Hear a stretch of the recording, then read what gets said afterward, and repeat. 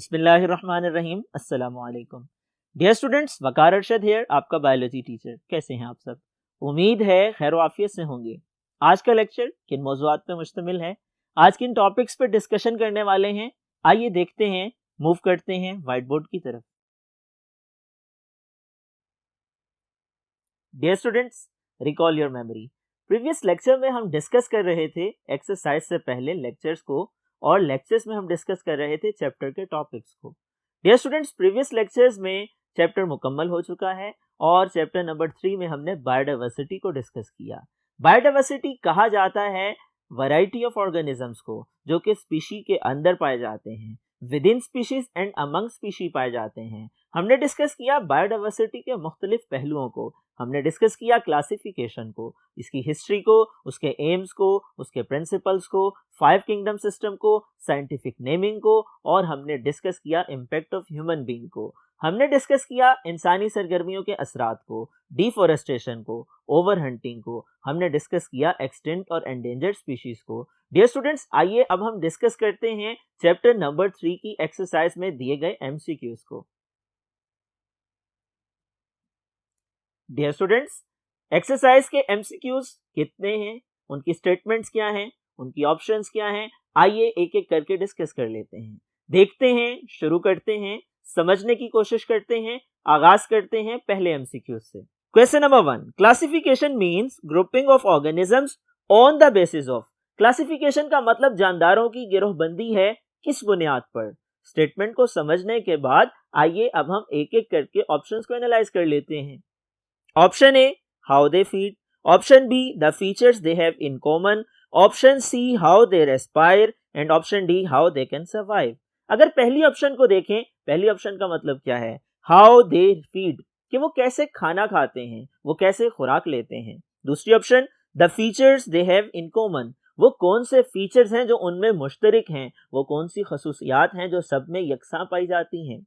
Option C, how they respire, यानी वो सांस कैसे लेते हैं, उनमें रेस्पिरेशन कैसे होती है, वो कौन सी रेस्पिरेशन है, या वो एरोबिक है या वो एनारोबिक है। Option D, how they can survive, वो कैसे अपनी बका को मुमकिन बनाते हैं। डियर स्टूडेंट्स, चारों ऑप्शंस को एनालाइज कर लीजिए और चारों ऑप्शंस में से जब आप एनालाइज करने के बाद दुरुस्त जवाब को तलाश करते हैं, आपको जो सही जवाब दिखाई देता है वो है the features they have in common. ये है ऑप्शन बी। आप लोगों ने टिक करना है ऑप्शन बी को, कि वो फीचर्स, वो खसूसियात जो जानदारों में मुश्तरिक हैं, उनकी बुनियाद पे जानदारों की गिरोहबंदी की जाती है, क्लासिफिकेशन की जाती है। ये सिंपल डेफिनेशन है जो कि स्टेटमेंट की सूरत में पूछी गई है। आइए नेक्स्ट एमसीक्यू को देखते हैं। Question number 2, the kingdom protista include. Protista के किंगडम में कौन से जानदार शामिल हैं। डियर स्टूडेंट्स, 4 ऑप्शंस दी गई हैं, आइए चारों को एक एक करके एनालाइज कर लेते हैं। A option, unicellular and simple multicellular organisms with prominent nucleus. B option, true multicellular organism with no prominent nucleus. C option, true multicellular organism with prominent nucleus. और D option है unicellular organism with no prominent nucleus. अगर आप पहली option को analyse करें, इसका मतलब ये है ऐसे यूनिसेलुलर और सिंपल मल्टीसेलुलर जानदार जिनमें प्रोमिनेंट न्यूक्लियस पाया जाता है। दूसरी ऑप्शन को देखिए, ट्रू मल्टीसेलुलर, ऐसे जानदार जिनमें प्रोमिनेंट न्यूक्लियस नहीं पाया जाता।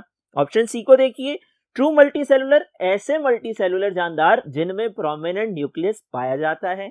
ऑप्शन डी को देखिए, unicellular organism with no prominent nucleus, ऐसे यूनिसेलुलर जानदार जिनमें प्रोमिनेंट न्यूक्लियस नहीं पाया जाता। डियर स्टूडेंट्स, चारों ऑप्शंस को एनालाइज करने के बाद आप जिस नतीजे पे पहुंचते हैं, जो सही जवाब आप सेलेक्ट कर सकते हैं, वो है ऑप्शन ए। आप लोगों ने टिक करना है ऑप्शन ए को, कि वो जानदार शामिल हैं प्रोटिस्टा के अंदर जो यूनिसेलुलर हैं या सिंपल मल्टीसेलुलर हैं और उनके अंदर प्रोमिनेंट न्यूक्लियस मौजूद है। क्योंकि प्रोमिनेंट न्यूक्लियस का ना पाया जाना ये प्रोकैरियोट्स की कैरेक्टरिस्टिक है और सारे के सारे प्रोकैरियोट्स किंगडम मोनेरा में पाए जाते हैं। आइए नेक्स्ट एमसीक्यू को देखते हैं। Question number 3, viruses are not classified in any kingdom because. Viruses को किसी भी किंगडम का हिस्सा नहीं बनाया गया, वजह बताइए। आइए चार ऑप्शंस को एनालाइज करते हैं। Option A, they are too poorly understood, कि उनको सही तरह अंडरस्टैंड नहीं किया जा सका, शायद ये वजह है। Option B, they are too small, वो बहुत छोटे हैं, शायद ये वजह है।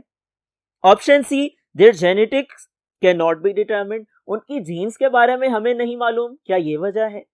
Option D, they are not considered organism, उनको जानदार तस्वुर नहीं किया जाता, क्या ये वजह है? डियर स्टूडेंट्स, चारों वजूहात में से कौन सी हो सकती है? डिसाइड कीजिए, फैसला कीजिए। एनालाइज करने के बाद थोड़ा सा सोचिए, आप जिस नतीजे पर पहुंचते हैं वो सही जवाब ऑप्शन डी में मेंशन है। यानी इनको हम इसलिए 5 किंगडम सिस्टम में शामिल नहीं करते क्योंकि ये in between living and non living consider किए जाते हैं। इनको जानदार और बेजान अशिया के माबैन तस्वुर किया जाता है। आप लोगों ने टिक करना है ऑप्शन डी को, जो इस एमसीक्यू का सही जवाब है। आइए देखते हैं नेक्स्ट एमसीक्यू को। Question number 4, viruses are assigned to the kingdom, viruses को किस किंगडम का हिस्सा बनाया गया है? आइए दी गई ऑप्शंस को देखते हैं। Option A Monera, option B Protista, option C Fungi and option D none of the above. बताइए कौन सा जवाब ठीक है? सवाल पूछा गया है, वायरसेस को किंगडम में शामिल किया गया है। 3 ऑप्शंस में 3 किंगडम्स के नाम हैं, चौथी ऑप्शन में नन ऑफ दीज लिखा है। डियर स्टूडेंट्स, प्रीवियस एमसीक्यू में हम ये डिस्कस कर चुके हैं, वायरसेस को हम लिविंग ऑर्गेनिज्म के तौर पे कंसीडर नहीं करते हैं। यही वजह है इनको 5 किंगडम सिस्टम में शामिल भी नहीं किया गया। तो यहाँ पर इस सवाल की स्टेटमेंट के जवाब में जो करेक्ट ऑप्शन है वो है ऑप्शन डी। आप टिक करेंगे इस ऑप्शन पे जिसके मुताबिक नन ऑफ द अबव जवाब है। आइए नेक्स्ट एमसीक्यू को देखते हैं। Next MCQ question number 5, a related group of genera comprises, एक जैसे मिलते जुलते जेनेरा का ग्रुप कहलाता है या मुश्तमिल होता है। आइए देखते हैं ऑप्शंस को और एनालाइज करने के बाद दुरुस्त जवाब का इंतखाब करते हैं। Option A an order, option B a family, option C a class and option D a phylum. Dear students, recall your memory. हम डिस्कस कर चुके हैं प्रीवियस लेक्चर में टेक्सोनोमिक हायरार्की को, और हमने डिस्कस किया species, genus, family, order, class, phylum and kingdom को।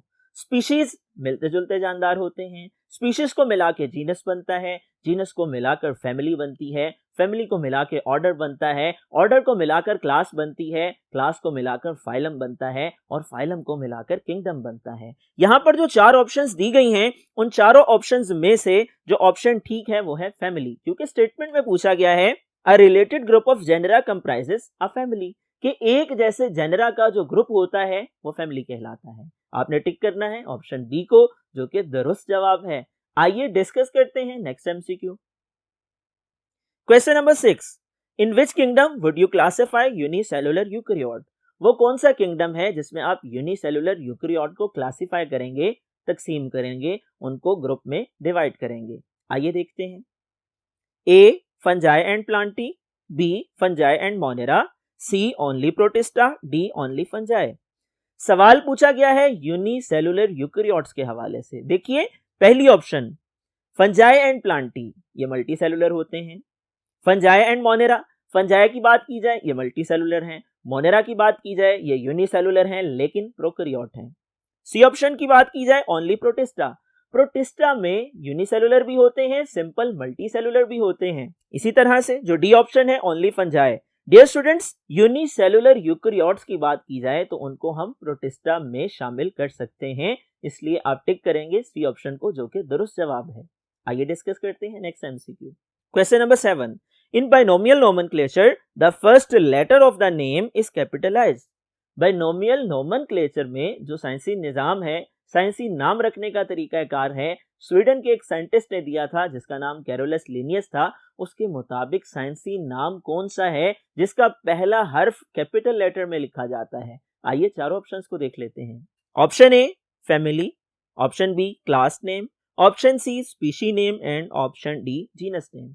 डियर स्टूडेंट्स, रिकॉल कर लीजिए, हम डिस्कस कर चुके हैं टेक्सोनोमिक हायरार्की के बाद, एम्स ऑफ क्लासिफिकेशन के बाद, 5 किंगडम सिस्टम के बाद बाइनोमियल नोमेनक्लेचर को भी, और हमने डिस्कस किया था इसके असूल व ज़वाबित को।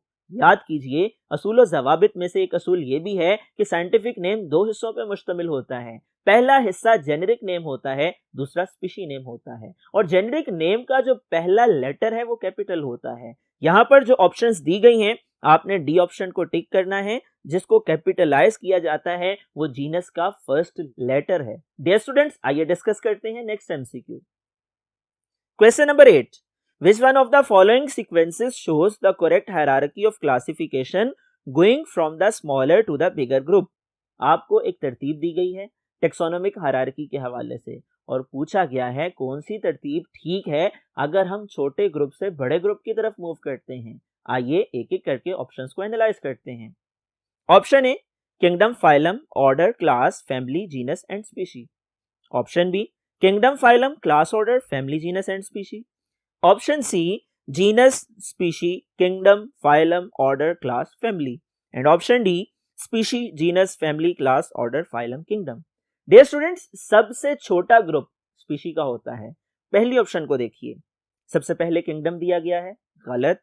दूसरी ऑप्शन को देखिए, किंगडम दिया गया है, यह भी गलत। तीसरी ऑप्शन को देखिए, जीनस दिया गया है, सबसे पहले ये नहीं आता। चौथी ऑप्शन को देखिए, स्पीशीज सबसे छोटा ग्रुप, जीनस उसके बाद फैमिली, उसके बाद क्लास, उसके बाद ऑर्डर, उसके बाद फाइलम, उसके बाद और किंगडम उसके बाद। Species, genus, family, order, class, phylum, kingdom. यहां पर एक मिस्टेक है, स्पीशीज, जीनस, फैमिली के बाद क्लास को पहले लिख दिया गया है और ऑर्डर को बाद में लिखा गया है। यह ऑप्शन ठीक नहीं हो सकती। स्टेटमेंट को दोबारा पढ़िए। Which one of the following sequences show the correct hierarchy of classification going from smaller to the bigger group? यहां पर यह ऑप्शन ठीक कंसीडर की जा सकती थी अगर यहां पर स्पीशीज, जीनस, फैमिली, क्लास की बजाय क्लास की जगह पर ऑर्डर मेंशन किया जाता। तो जो चार ऑप्शंस दी गई हैं उन चार ऑप्शंस में से दूसरी ऑप्शन बेहतर है जिसमें लिखा गया है kingdom, phylum, class, order, family, genus, species. अगरचे ये उलट है लेकिन यहां पर सही तरतीब ये है, species, genus, family, order, class, phylum, kingdom होना ये चाहिए था। लेकिन आपकी टेक्स्ट बुक के मुताबिक जो ऑप्शंस हैं उनमें ऑप्शन बी करेक्ट है। अगर हम स्टेटमेंट को चेंज कर लें, स्मॉलर टू बिगर की जगह बिगर टू स्मॉलर कर लें। डियर स्टूडेंट्स, आइए नेक्स्ट एमसीक्यू को देखते हैं। Which of the following may be the correct way of writing the scientific name of organism? आपको चार ऑप्शन दी गई हैं और पूछा गया है बाइनोमियल नोमेनक्लेचर के मुताबिक बताइए चारों ऑप्शंस में से साइंटिफिक नेम रखने का तरीका कौन सा दुरुस्त है। आइए एक एक करके ऑप्शंस को एनालाइज कर लेते हैं। Option A canis lupus, option B saccharum, option B Grant's gazelle, option C E coli. Dear students, यहां पर चारों ऑप्शंस में से ए ऑप्शन करेक्ट है जिसमें इटैलिक्स में लिखा है जेनेरिक नेम में सबसे पहला लेटर कैपिटल है, बाकी सारे लेटर स्मॉल हैं और स्पीशी नेम भी स्मॉल है। बी ऑप्शन को देखें, इटैलिक्स में नहीं लिखा, ना ही बोल्ड करके लिखा है, ना ही अंडरलाइन किया है। सी ऑप्शन को देखिए, ये भी बोल्ड नहीं है, इटैलिक्स भी नहीं है, अंडरलाइन भी नहीं है। और डी ऑप्शन इकोलाई ठीक हो सकता था अगर इसको बोल्ड में लिखा जाता या अंडरलाइन करके लिखा जाता या इटैलिक्स में लिखा जाता। तो दी गई चारों ऑप्शंस में से ऑप्शन ए दुरुस्त इंतखाब है। आपने ऑप्शन ए को सेलेक्ट करना है। आइए डिस्कस करते हैं next MCQ. Question number 10, a certain organism is multicellular. एक खास जानदार है जो कि मल्टीसेलुलर है, एडॉप्टेड फॉर फोटोसिंथेसिस, फोटोसिंथेसिस कर सकता है, and has multicellular sex organs to which kingdom does it belongs. और उसमें मल्टीसेलुलर सेक्स ऑर्गन्स भी हैं। बताइए वो किस किंगडम से ताल्लुक रखता है। आइए चारों ऑप्शंस को एनालाइज करते हैं। Option A Animalia, option B Fungi, option C है प्लांटी, ऑप्शन डी है Protista. Dear students, multicellular organism पाए जाते हैं प्लांटी में भी, एनिमेलिया में भी। इसी तरह प्रोटिस्टा की बात की जाए उसमें यूनिसेलुलर या सिंपल मल्टीसेलुलर होते हैं। सिंपल मल्टीसेलुलर में मल्टीसेलुलर सेक्स ऑर्गन्स नहीं पाए जाते। फंजाई की बात की जाए वो भी सिंपल मल्टीसेलुलर हैं। यहां पर जो ऑप्शन दुरुस्त है वो है प्लांटी। हमने 5 किंगडम सिस्टम में प्रीवियस क्लासेस में जब इस लेक्चर को पढ़ा था वहां पर टेक्स्ट बुक में मेंशन है कि प्लांटी में मौजूद जो जानदार हैं उनमें मल्टी सेलुलर सेक्स ऑर्गन्स पाए जाते हैं। इस स्टेटमेंट के मुताबिक मल्टी सेलुलर और फोटोसिंथेसिस दोनों खसूसियात पौधों में पाई जाती हैं। तो हम टिक करेंगे ऑप्शन सी को जो कि दुरुस्त जवाब है इस सवाल का। Question number 11. Species that are in the same dash are more closely related than. सवाल की स्टेटमेंट कंसेप्चुअल है। पूछा गया है वो स्पीशीज जो कि सेम डैश में रहती हैं are more closely related than, वो ज्यादा आपस में करीबी ताल्लुक रखती हैं बनिस्बत डैश के। A option phylum and class, B option family and order, C option class and order, D option family and genus. Dear students, 11th MCQ की ऑप्शंस को तवज्जो के साथ समझ लीजिए। सवाल जो पूछा गया है उसके मुताबिक ये कंसेप्ट है कि वो स्पीशी जो एक ही डैश से ताल्लुक रखती हैं वो ज्यादा करीबी ताल्लुक रखती हैं बनिस्बत डैश के। तो देखिए पहली ऑप्शन फाइलम एंड क्लास।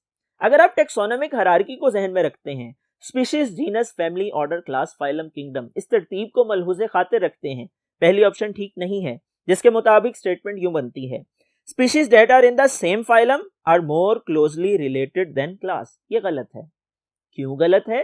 क्योंकि क्लास पहले है, फाइलम बाद में है। क्लास के जानदार ज्यादा मिलते जुलते हैं, फाइलम के निस्बतन कम मिलते जुलते हैं। D option family and order. अगर हम तरतीब को देखें, स्पीशीज, जीनस, फैमिली, ऑर्डर, ये तरतीब ठीक है कि फैमिली में जो जानदार हैं उनके अंदर मौजूद स्पीशीज ज्यादा रिलेटेड हैं बनिस्बत जीनस के या ऑर्डर के या क्लास के। C option class and order. Dear students, तरतीब गलत है। ऑर्डर पहले है, क्लास बाद में है, लेकिन यहाँ क्लास पहले दी गई है, ऑर्डर बाद में दिया गया है। D option family and genus. ये तरतीब भी गलत है क्योंकि जीनस पहले है, जीनस में जो जानदार हैं, जो स्पीशीज हैं वो ज्यादा रेलेवेंट हैं और जो फैमिली है उसमें स्पीशीज निस्बतन कम रेलेवेंट हैं। तो आप लोगों ने टिक करना है ऑप्शन बी को, जो कि दुरुस्त जवाब है, फैमिली और ऑर्डर का सीक्वेंस। डियर स्टूडेंट्स, आइए डिस्कस करते हैं next MCQ. Next MCQ is when the last member of a particular species dies the species is said to be. जब किसी स्पीशी का आखिरी मेंबर भी मर जाता है उस स्पीशी को कहा जाता है, क्या कहा जाता है? आइए चार ऑप्शंस को एनालाइज करते हैं। Option A established, option B extant, option C threatened, option D endangered. बताइए कौन सा जवाब दुरुस्त है? रिकॉल योर मेमोरी, हम डिस्कस कर चुके हैं। यहाँ जो स्टेटमेंट दी गई है उसके मुताबिक उस स्पीशी का पूछा गया है जिसका आखिरी मेंबर भी खत्म हो चुका है, मर चुका है, फौत हो चुका है, उसे हम एक्सटेंट स्पीशी कहते हैं, मादूम हो जाने वाली नस्ल कहते हैं। चारों ऑप्शंस में से ऑप्शन बी दुरुस्त जवाब है, एक्सटेंट स्पीशी इसका सही आंसर है। आपने ऑप्शन बी पे टिक करना है। आइए डिस्कस करते हैं नेक्स्ट एमसीक्यू।